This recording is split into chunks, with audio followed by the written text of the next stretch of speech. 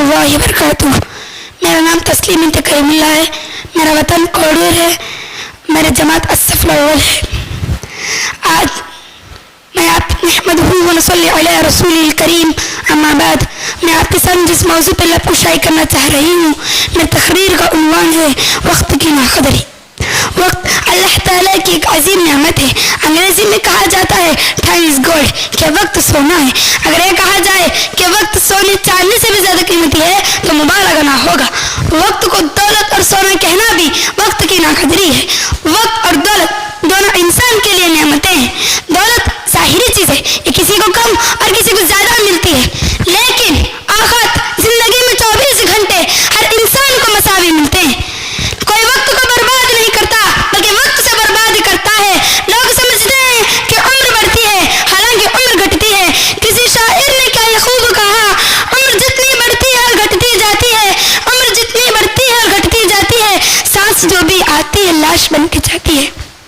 وقت کی اہمیت کا اندازہ اس بات سے لگایا جا سکتا ہے کہ اگر قیامت کے دن عمر اور جوانی جب وقت سے تعلق رکھتے ہیں، اس کے متعلق سوال کیا جائے گا۔ جیسے کہ بخاری کا حدیث ہے کہ نبی کریم صلی اللہ علیہ وسلم نے فرمایا عن عمرہ فیما افنہ وعن شبابہ فیما ابلہ۔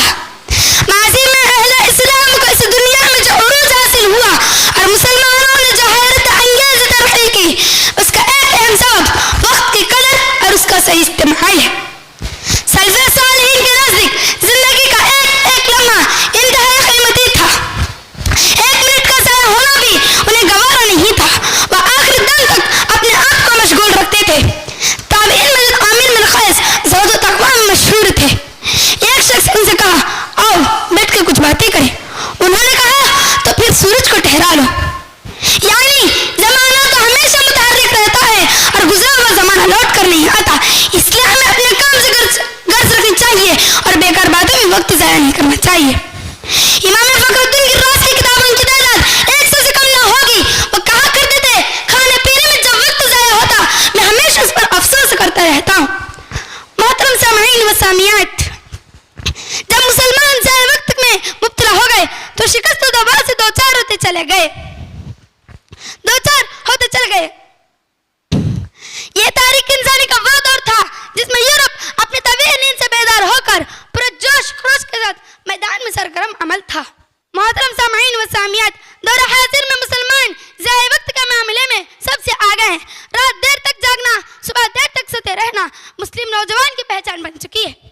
ضائع وقت کے لیے ان کے پاس بے شمار مصروفیات ہے، مثلاً دوست و احباب کے ساتھ گپ شپ، ہنسی مذاق، کھیل کود، ٹی وی فلم بنی وغیرہ۔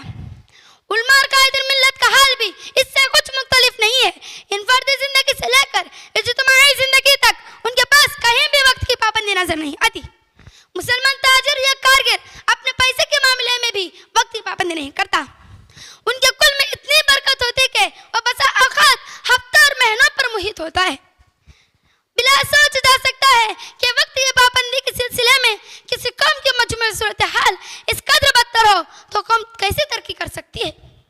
موجودہ زوال و سستی سے نکلنے کے لیے ضروری ہے کہ امت مسلمہ کے اندر وقت کی قدر و قیمت احساس بیدار کیا جائے۔ ادارے پروان چڑھنے کی ہر ممکن کوشش کیا جائے۔ اس کے لیے امت کے علماء اور قائدین اور ذمہ داریوں کو سب سے پہلے خود وقت کی پابندی کرنے کی ضرورت ہے، تبھی چل کر تعمیر ملت کا خواب شرمندہ تعبیر ہو سکتا ہے، ورنہ وقت بڑی تیزی سے گزر جائے گی۔ امتی زندگی کا دوڑ میں اب جہاں ہے اسے کہیں زیادہ پیچھے ہو جائیں گے۔ آخر میں اللہ تبارک و تعالی سے دعا ہے، اے اللہ ہم تمام کو وقت کی قدر کرنے والے بنا اور وقت کی ناقدری کرنے سے بچا لے، آمین ثم آمین۔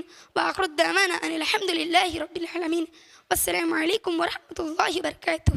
اللہ اللہ اللہ